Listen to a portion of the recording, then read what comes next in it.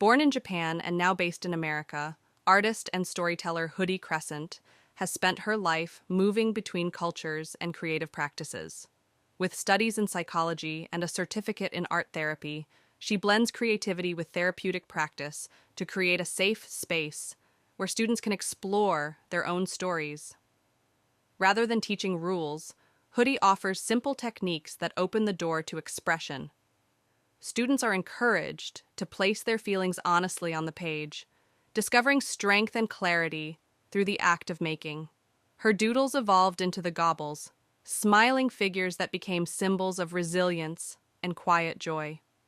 For Hoodie, they are companions that appear when creativity opens the mind.